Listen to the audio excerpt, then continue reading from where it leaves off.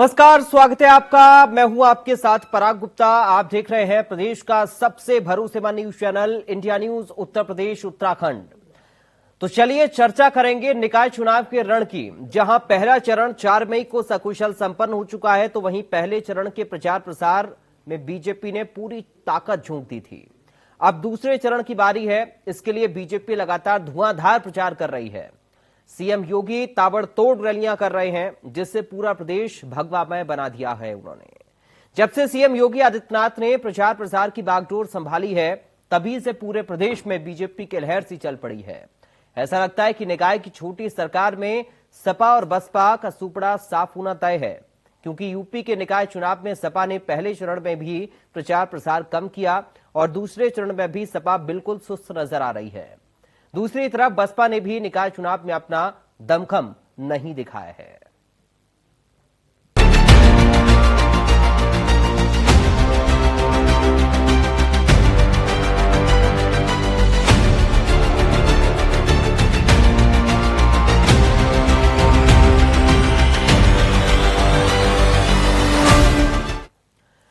तो निकाय चुनाव के रण में बीजेपी लगातार धुआंधार प्रचार कर रही है। सीएम योगी आदित्यनाथ ने जनसभा को संबोधित करते हुए विपक्ष पर जमकर निशाना साधा और प्रदेश में सरकार की उपलब्धियों को गिनाया। क्या कुछ कहा, सबसे पहले आपको यही सुनवाते हैं। सरकार विकास के लिए कार्य कर रही है, लोक कल्याण के लिए कार्य कर रही है। हमने तो आवास की सुविधा दी, शौचालय की सुविधा दी, रसोई गैस 1,75,00,000 लोगों को उत्तर प्रदेश के अंदर फ्री में अब तक उपलब्ध कनेक्शन उपलब्ध हुए हैं। और अपने डबल इंजन की सरकार ने यह भी तय किया है भाइयों बहनों कि दीपावली होली में फ्री में सिलेंडर भी उपलब्ध करवाएंगे इन परिवारों को। भाइयों बहनों, आज क्या नहीं है उत्तर प्रदेश में और क्या नहीं है मिर्जापुर में। ये डबल इंजन की सरकार डबल स्पीड के साथ कार्य कर रही है। और इसलिए जो लोग पहले आपके विकास में बाधा पैदा करते थे, जो बैरियर लगाते थे, जिन लोगों ने गरीब कल्याणकारी योजनाओं में डकैती डालने का काम किया था, जिन लोगों ने आपको एक एक बूंद पानी के लिए तरसाया था, आज उनको एक एक वोट के लिए तरसाइए।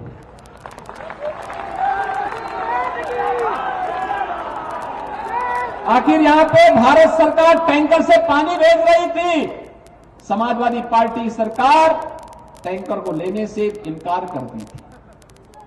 प्यासा यहां के लोगों को छोड़ा था। हमारे यहां तो मान्यता है कि प्याऊ लगाया जाता है लोगों को पानी देने पीने के लिए। कोई भी आ जाए, उसकी जाति, उसका मत, उसका मजहब नहीं पूछा जाता। हमारी योजनाओं का आधार किसी का चेहरा देख करके नहीं है। प्रधानमंत्री मोदी जी ने 2014 में एक ही मंत्र दिया था, सबका साथ, सबका विकास का, सबके विश्वास और सबके प्रयास का। हम तो उसी बात को लेकर के चले। हमने मकान देने में किसी का चेहरा नहीं देखा। हर जरूरतमंद को, हर गरीब को, हर किसान को, हर नौजवान को योजनाओं के साथ सीधे जोड़ने का कार्य हुआ। लेकिन ये लोग अवसरवादी लोग हैं, ये लोग परिवारवादी सोच के लोग हैं। इन लोगों के मन में विकास की कोई, गरीब कल्याणकारी योजनाओं की कोई कार्य योजना नहीं। इनकी अपनी एक कार्य योजना है और कार्य योजना के तहत ये लोग युवाओं के हाथों में तमंचा पकड़वा करके उन्हें समाज और राष्ट्र विरोधी तत्वों की ओर अग्रसर करने।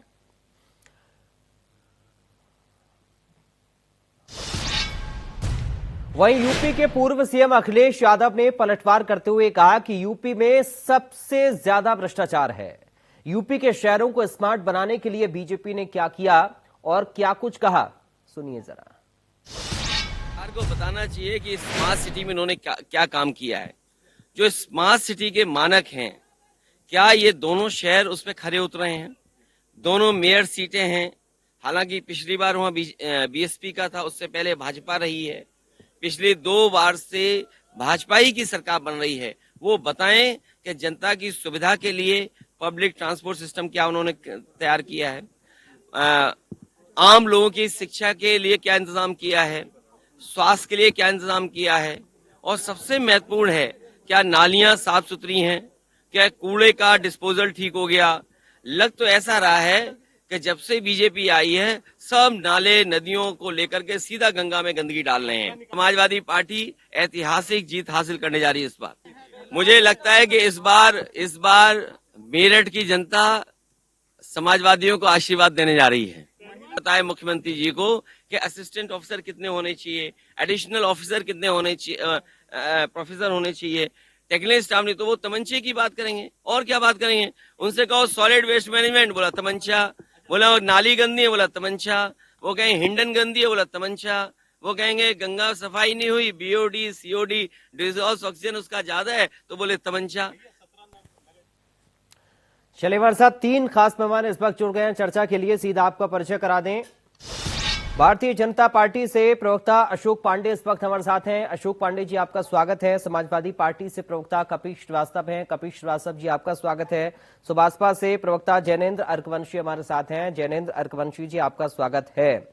अशोक पांडे जी, अखिलेश यादव को सुना क्या आपने सर? अशोक जी आपकी आवाज नहीं आ रही, आप म्यूट है तो अनम्यूट करिए। नहीं, सुना। कह रहे हैं कि भ्रष्टाचार का प्रदेश बन गया उत्तर प्रदेश। वो जब विकास की बातें करते हैं और मूलभूत सुविधाओं की बातें करते हैं तो आप तमंचा चिल्लाते हैं। देखिए, आपको बता दें कि उत्तर प्रदेश की जनता जानती है कि उत्तर प्रदेश में किस पार्टी ने अपराध का राजनीतिकरण किया था, किस पार्टी ने भ्रष्टाचार को शिष्टाचार बनाया था। उत्तर प्रदेश में जिस तरह से माफिया राज चल रहा था और आप बनारस उत्तर प्रदेश में लगातार 2 बार झाड़ू लग रहा है, फॉगिंग की व्यवस्था हो रही है। जिस जिले से कपिल श्रीवास्तव आते हैं उस जिले में मानसिक बीमारी से छोटे छोटे बच्चे मर जाया करते थे, 200 बच्चे। आज गोरखपुर जनपद में बच्चों एकदम उस बीमारी पर लगभग उन्मूलन प्राप्त कर लिया गया है। यही अखिलेश यादव है। जब कोरोना संक्रमण काल में सरकार ने वैक्सीन बनाया, वैक्सीनेशन करने लगे तो अखिलेश यादव ने जनता को भ्रमित करने का काम किया। अरे बाप रे बाप, मोदी की बनाई वैक्सीन लगाएंगे, हम आएंगे तो लगाएंगे। इनकी बात कोई माना होता तो सभी लोग मर गए होते। बाद में इनके पिता ने भी सुई लगवा लिया, अखिलेश जी ने भी सुई लगवा लिया। ये वो लोग हैं जो जनता को धोखा देते हैं। हमारे यहाँ तो पीएम से सीएम तक लगातार कार्यकर्ता की भात काम कर रहे हैं। ये एक दिन निकलेंगे, ट्वीट करेंगे और उसके बाद एक जिले में प्रचार करके यूपी में भाजपा को भगाने का काम करेंगे। बड़ी हंसी आती है। ये वही लोग हैं जब उत्तर प्रदेश में मुलायम सिंह यादव मंत्री बन के बैठे थे, आतिश अहमद कुत्ता लेके चढ़ा था और उस कुत्ते के नेता भी हाथ मिला रहे थे। हमारे दिल्ली में 2 झाड़ू लग रहा है, एक झाड़ू गुंडई पे लग रहा है और दूसरा कचरी में लग रहा है। ये प्रदेश की जनता देख रही है। कपिल श्रीवास्तव जी, अब अशोक जी तो कह रहे हैं कि सुबह दोपहर शाम झाड़ू लग रही है, आप कह रहे हैं भ्रष्टाचार हो रहा है।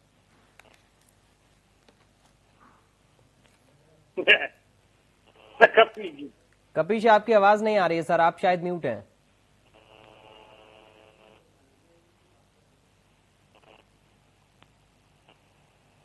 नहीं, कपिल जी आप सुन पा रहे हैं क्या मुझे? आपकी आवाज नहीं आ रही है सर। सर आप शायद म्यूट है, अनम्यूट करके देखिए एक बार। चलिए मैं कनेक्शन को पहले दिखवाता हूं, उसके बाद मैं आपके पास आ रहा हूं। जैनेन्द्र जी आपको आवाज मिल रही है सर हमारी? नहीं, आपकी भी आवाज नहीं आ रही है सर। आप म्यूट हैं तो अनम्यूट करिए। नहीं, मैं म्यूट नहीं हूं। आ रही है सर, आवाज आ रही है आपकी, आ रही है। चलिए आप ही का रिएक्शन बताइए सर, क्या हवा देख रहे हैं उत्तर प्रदेश में? पहले चरण का चुनाव तो हो चुका निकाय का, अब दूसरे की बारी है। उधर समाजवादी पार्टी भ्रष्टाचार का आरोप बीजेपी के ऊपर लगा रही है और बीजेपी कह रही है कि सपा का तो सुपड़ा साफ है। क्या रुख है जनता का और हवा क्या है, आप क्या देख रहे हैं? देखिए, जनता का रुख हमारी पार्टी और विपक्षी अन्य पार्टियों के पक्ष में है। जी। इसका बहुत सीधा कारण है कि जितने भी नगर निगम हैं, उन नगर निगमों के अंदर जो वोटिंग प्रतिशत रहा है वो 35 से लेके 40% के बीच में, और कहीं कहीं तो 26% तक रहा है नगर निगम में। ठीक, तो ये कम वोटिंग इस ओर इशारा करती है कि वो भाजपा के कार्यों से खुश नहीं है जनता, जो क्योंकि 16 में से 14 नगर निगम इनके पास थे, केवल 2 नगर निगम बसपा के पास थे। और जो मेरठ नगर निगम है तो वहां तो 11 तारीख को वोटिंग होगी, उसके बाद पता चलेगा।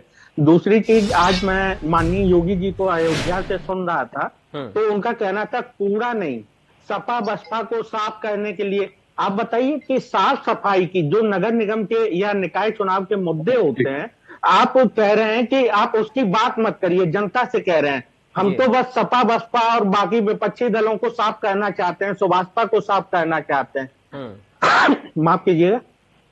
तो मुझे बताइए कि क्या इसमें एक भी ऐसा मुद्दा उठाया अभी तक भाजपा ने, जब से चुनाव अभियान शुरू किया है उन्होंने निकाय चुनाव का, जहां पे उन्होंने ये बताया वो नाली खड़ंजे साफ होने चाहिए, पार्क स्वच्छ होने चाहिए, आवारा छुट्टे पशु जो घूम रहे हैं निगमों के अंदर, पार्कों के अंदर, उनको पकड़ा जाना चाहिए, कुत्ते और बंदरों का आतंक है चारों तरफ, वो खत्म होना चाहिए। क्या उन्होंने बताया कि बिजली के तार जो लटक रहे हैं खंभों से उनको दुरुस्त किया जाएगा? क्या उन्होंने बताया कि जो बल्ब फ्यूज पड़े हैं स्ट्रीट लाइट वाले उनको ठीक किया जाएगा? क्या उन्होंने बताया कि नगर निगम में जो संविदा पे काम करने वाले हैं उनकी जो सैलरी है वो बढ़ाई जाएगी या उनको परमानेंट किया जाएगा? जो बड़े ही अवसाद के दिनों में जिंदगी गुजार रहे हैं नगर निगम में कार्यरत संविदारत कर्मचारी, क्या उन्होंने एक भी बार ये बताया कि कैसे जो निगम के अस्पताल हैं या निगम के स्कूल हैं उनकी मरम्मत कैसे हो पाएगी? नहीं, उन्होंने एक भी मुद्दा नहीं उठाया। तो उनका केवल एक ही मत है कि हम कूड़ा सफाई के लिए नहीं आए हैं सत्ता में, हम तो विपक्षियों को साफ करने के लिए आए हैं। ये आपने जो मुद्दे जैनन जी उठाए ये बहुत महत्वपूर्ण है, इन पर मैं आगे चर्चा अशोक जी के साथ करूंगा, कपिल जी के साथ भी करूंगा। लेकिन एक चीज आपने शुरुआत में कही कि वोटिंग परसेंटेज कम है तो मतलब जनता बदलाव चाहती है, लेकिन ट्रेंड तो ये कहता है कि अगर वोटिंग परसेंटेज कम होता है तो जनता बदलाव की मूड में नहीं होती है। नहीं, ट्रेंड ये कहता है कि जब जनता वोटिंग के लिए नहीं निकलती है इसका मतलब है कि वो कार्य से खुश नहीं है। अगर खुश होती है तो वो बम्पर वोटिंग कहती है। तो बम्पर वोटिंग के टाइम पे तो ये आप लोग खुद, मैंने चैनलों पे सुना है कि बम्पर वोटिंग का मतलब है कि भाजपा की जीत हो रही है। लेकिन अगर वोटिंग कम हो रही है तो मैंने उसका उल्टा बोला, वोटिंग कम हो रही है तो हमारी और बाकी विपक्ष की जीत की संभावना है। नगर एक 10 सेकंड और लूंगा। अगर नगर निगम को छोड़ दिया जाए तो बाकी जगहों पर नगर पालिका में या नगर पंचायत में भाजपा मतलब टक्कर में उतनी रहती नहीं है कभी भी। वो केवल शहरों की पार्टी है तो वहीं पर उसका वर्चस्व ज्यादा है। तो बाकी जगहों पर तो अब भी टक्कर केवल आमने सामने की ही होगी। केवल नगर निगम का ये था कि 16 में से 14 उसके पास है, क्या वो उनको बचा पाएगी या नहीं बचा पाएगी? तो मुझे नहीं लगता है वो उनको बचा पाएगी या बचा पाने की स्थिति में है, क्योंकि काम किया नहीं है उन्होंने। सभी नगर निगम के जो प्रत्याशी हैं सभी का टिकट काट के नए लोगों को टिकट दिया है। यानी बड़ा चैलेंज आप बीजेपी के सामने ये देख रहे हैं कि अपने मौजूदा निगमों को भी बीजेपी बचा पाने में कामयाब हो पाएगी या नहीं हो पाएगी। कपिल जी मुझे लगता है शायद जुड़ गए हमारे साथ। कपिल जी आपको आवाज आ रही है? जी आवाज आ रही है। जी जी सर बोलिए। आपने सुना अशोक पांडे जी को पहले? हाँ, अशोक पांडे जी को मैंने सुना। वो कह रहे हैं कि जी जी जी बोलिए। मैं एक बात स्पष्ट कर दूं कि अशोक पांडे जी ने एक भी नगर निकाय से जुड़े हुए मुद्दों की बात की ही नहीं। और जो भ्रष्टाचार का इन पर आरोप लग रहा है उसके बारे में भी कोई सफाई। मैं तो स्पष्ट आपको गोरखपुर से ही शुरू करता हूं क्योंकि योगी जी की नगरी है गोरखपुर। और गोरखपुर के नगर निगम और गोरखपुर में जो है अपने उत्तर प्रदेश की सरकार का 250 करोड़ रुपए का फंड जो है वो राजघाट पे मुक्ति धाम पर लगा था। मुक्ति धाम का हाल ये है कि जो 2 गैस से सौदागृह बने थे उसमें आज तक एक भी सौदा नहीं हुआ, वो खराब मशीन पड़ी हुई।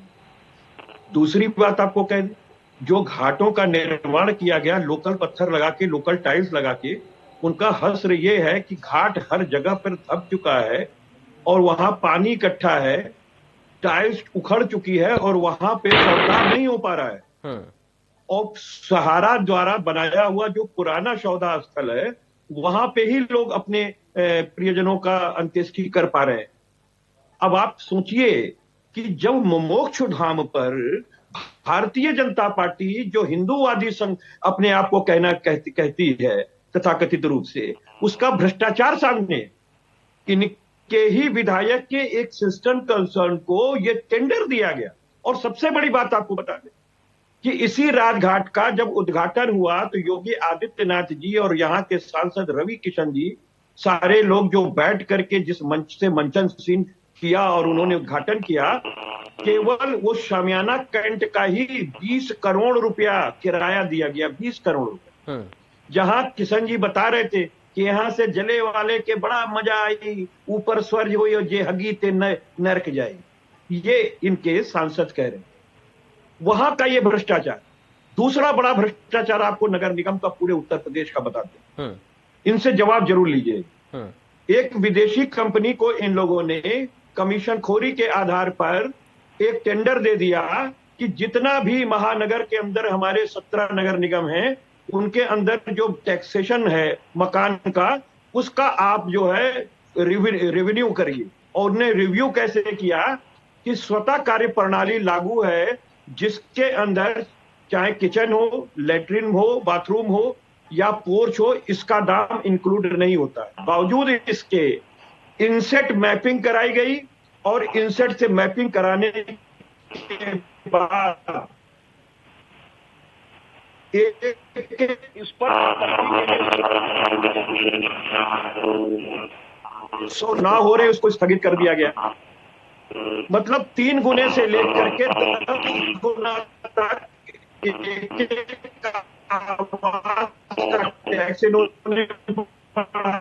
जी हैवी कमीशन को टेंडर एलाट किए कंपनी को दिया। परिवार से आपत्ति का जो इन्होंने 15 दिन का समय दिया था और मांगा था, उसमें मेरे भी परिवार की आपत्ति मैंने स्वयं जाकर नगर निगम में जमा की।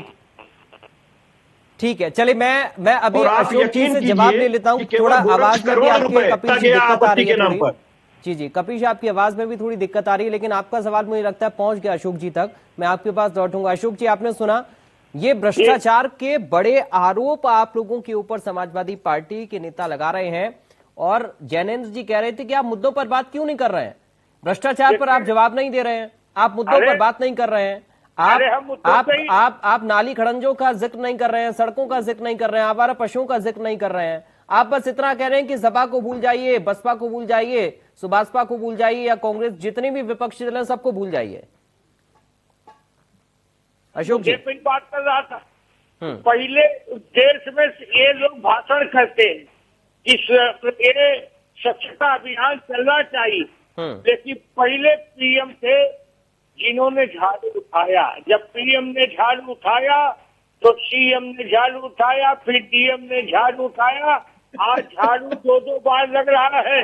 ईमानदारी की बात बता दें, इन्हीं के गोरखपुर में वो बच्चे मानसिक एक बीमारी होती थी जिससे मर जाते थे 200-200, कुछ नहीं होता था, ये सैकड़ी मौत। अरे अभी भी मर रहे हैं। आज उस बीमारी पे लगभग अभी भी मर रहे हैं। इस बात पर कपिल जी को तो हंसी आ रही है, उन्हें लग रहा है कि आप मजाक कर रहे हैं। सर, ये सब तो हुआ नहीं है। उत्तर प्रदेश अब भ्रष्टाचार का जो आरोप है उस पर कैसे आप लोग जवाब देंगे, सर ये बताइए। झाड़ू लग रही है तो आप बता चुके।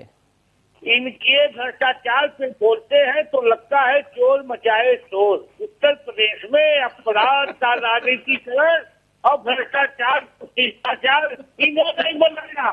इन्हीं लोगों के चलते पूछ लीजिए, ये जवाब नहीं देंगे। ये टैक्सेशन पे भी जवाब नहीं देने वाले। देख रहा है कि कितने भ्रष्टाचारी लोग हैं आज उत्तर प्रदेश में। भ्रष्टाचार, ये टैक्सेशन के भ्रष्टाचार पे भी नहीं बात करेंगे, ये राजघाट के भ्रष्टाचार पे भी बात नहीं करेंगे। अंदर कहीं खुले में शौच कोई नहीं जा रहा है, ये अरे राम अपने शौचालय। अरे सुबह से शाम शौच। अरे आप यही शौच की आपने मेंटेलिटी बना ली है। संसद पे लगा के और किसी पे बात नहीं करेंगे। और सरकार काम चलिए जैनेन्द्र जी आ रहा हूं। ये लोग मजाक उड़ाने का काम कर रहे थे। ठीक है, हमने काम किया है। ये अरे महाराज, इसको काम गिना नहीं पाए, चलिए, भी काम नहीं गिना मुझे पाए। लगता है थोड़ा सा रुकिए आप दोनों।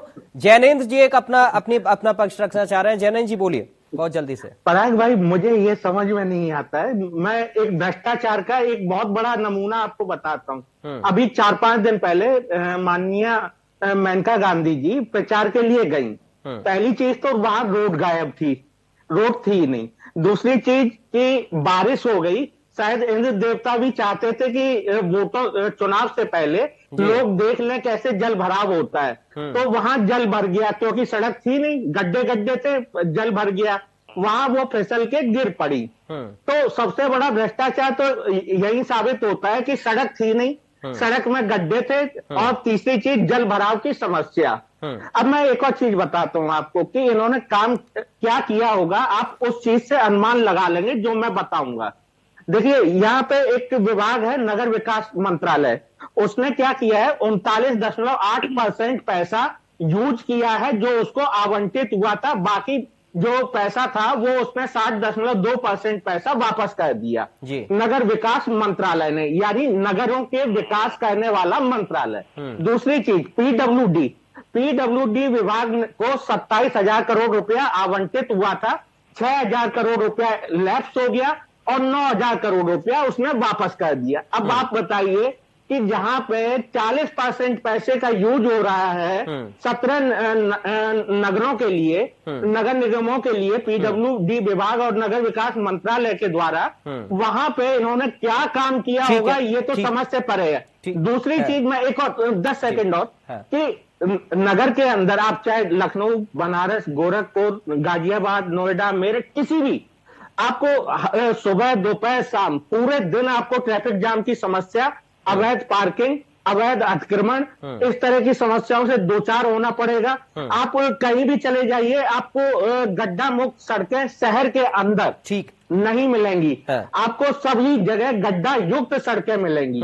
चलिए, हुआ क्या था, मैं सर, थोड़ा सा समय कम है जैनेन्द्र जी, मैं इस पर अशोक जी से जवाब लूंगा। अशोक जी आप तैयार रखिए अपना जवाब, उससे पहले कपिल जी से एक छोटा सा मैं रिएक्शन ले लूं। कपिल जी, बीजेपी के लोग ये क्यों कह रहे हैं कि समाजवादी पार्टी अवेयरनेस कम दिखा रही है थोड़ा चुनाव के लिए? बसपा का भी कह रहे हैं और सपा का भी कह रहे हैं। देखिए, सबसे पहली चीज तो यह है कि इनके मंच से कहने से कुछ नहीं होता। जब आपको ट्रिपल इंजन की सरकार, आपको 14 नगर निगमों मिली हुई थी जी, बावजूद उसके आपने भ्रष्टाचार किया, कोई काम नहीं किया। अगर काम किया होता तो काम गिनवा रहे होते। भाई काम थोड़ी छुपा लेगा कोई, काम तो गिनवा रहे होते, ये काम नहीं गिना रहे। जब हमने बात आपसे तमाम चीजों पर इनसे बात करने की चाहिए तो वो उस पर जवाब देने के लिए तैयार नहीं। एक और भ्रष्टाचार आपको बड़ा बता, देखिए जो कूड़ा में इन्होंने कूड़ा इकट्ठा करने के लिए डोर टू डोर जो वो गाड़ियां खरीदी हैं, उसमें भारी भ्रष्टाचार सामने आया है एक आरटीआई के माध्यम से वाराणसी। और मैं आपको ये कह रहा हूं, ये पूरे उत्तर प्रदेश का मामला, केवल एक वाराणसी का मामला नहीं है। और इसमें जो हमारे और आपकी जेब ढीली की जा रही है उसको कह रहे हैं, जो आपकी भी ढील की जा रही है। 100 रुपए से लेके 300 रुपए तक प्रत्येक घर से, और 500 रुपए से लेके 1,000 रुपए तक व्यावसायिक कूड़ा इकट्ठा किया जा रहा है। जबकि आप गृह कर ले रहे हैं, जल कर ले रहे हैं, सीवर कर ले रहे हैं, सेस ले रहे हैं, कूड़ा फैलाने पे उपताप पे आप सरचार्ज ले रहे हैं। तो फिर आप ये कौन सी नई वसूली कर रहे हैं? रोजगार दे नहीं पा रहे लोगों को, नौकरी दे नहीं पा रहे, केवल महंगाई बढ़ाए हुए हैं, उस पर भी ये पॉकेटमारी चल। अशोक जी से जवाब ले लेते हैं। आप अशोक जी बताइए, पार्किंग वार्किंग और ये तमाम जो मुद्दे हैं छोटे छोटे, ये तो जैनेन्द्र जी कितने सारे गिना रहे हैं बताइए। और कपिल जी क्या कह रहे हैं कि आप वसूली कौन? नहीं, मैं गिना नहीं रहा हूँ, ये तो आपने भी महसूस किया होगा। ट्रैफिक जाम की समस्या, जल भराव की समस्या, ये तो आप भी अपने स्टूडियो पहुंचते होंगे तो आपने देखा होगा। 6 बजे 2 बार कूड़ा हटता है, 2 बार झाड़ू लगता है। सर आप 2 बार झाड़ू पर अटक गए हैं, पार्किंग की बात नहीं कर रहे हैं, खराब सड़कों की बात नहीं कर रहे हैं।